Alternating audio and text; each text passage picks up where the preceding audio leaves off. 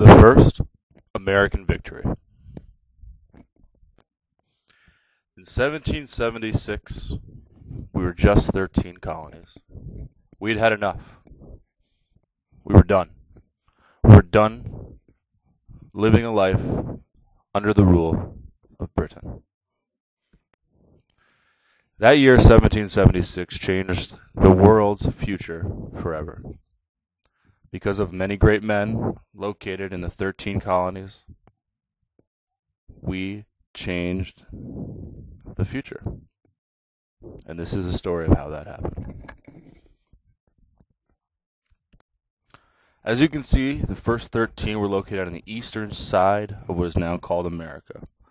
Massachusetts, New Hampshire, Connecticut, Rhode Island, New York, Pennsylvania, New Jersey, Delaware, Maryland, Virginia, North Carolina, South Carolina, and Georgia comprise the first United States. They were all single entities that would become one because of the war that they engaged in.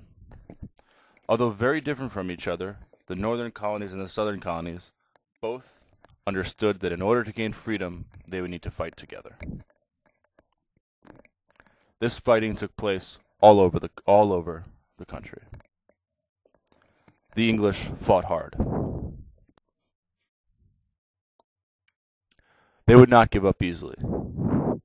They saw the riches that were in America. They understood the tobacco business, the tea business. That is primarily why we were leaving them, because they were taxing us for the products that we had in our country. We didn't have much of a militia. In fact, they were ordinary people who just chose to stand up and fight.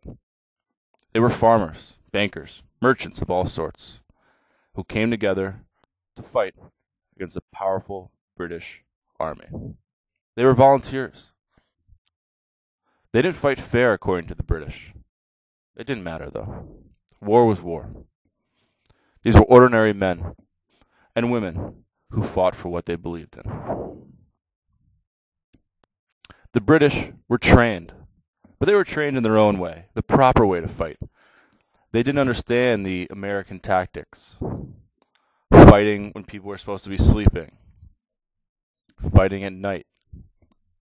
Attacking. Surprise attacks. This was not how the British were trained. There was a lot of violence in that time. Many people lost their lives, giving us the freedom that we now have today. Battles were held on the main street in towns, all throughout Boston, Massachusetts, Rhode Island, Connecticut, New York. People fought for what they believed in. Many died to give us the freedom that we have now.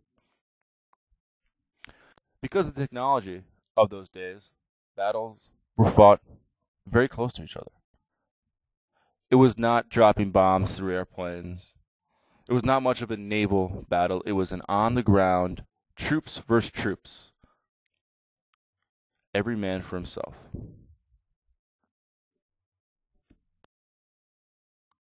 The colonists picked up steam. Many victories went their way.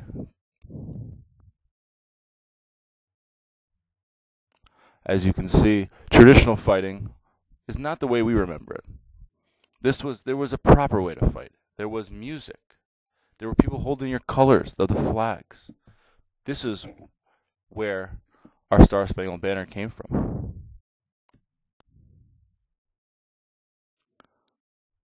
The British fought hard. They were known for their red. You knew the Reds were coming. Few men had such an impact on the United States as George Washington. He led his men into battle, braving the cold, braving all elements of the weather. He knew that being a leader meant being right there beside those fighting for you. George Washington would lead us and become the first president. He was well known because of his size, his stature. He was the tallest. He was a very tall man at that time. The USA wins. USA wins. People celebrated. This was our chance at democracy. Finally, the rule of Britain over us was over. Our first president, and again, from of all people, the French, solidifying ourselves as a country of freedom. The original capital was meant to be in Philadelphia. This is where Mr.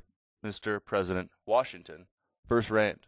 This is where the Continental Congress gathered to declare independence from Britain in 1776. Our capital, as you know, is now in Washington, D.C., in a District of Columbia, as they refer to it as. Our country has swollen to 50 states. The last inducted was Hawaii in the early 20th century. Our biggest state is Alaska. Our smallest, Rhode Island. But through it all, through all 50 states, one flag stands the same, representing our freedom and our ability to fight. This is the story of America.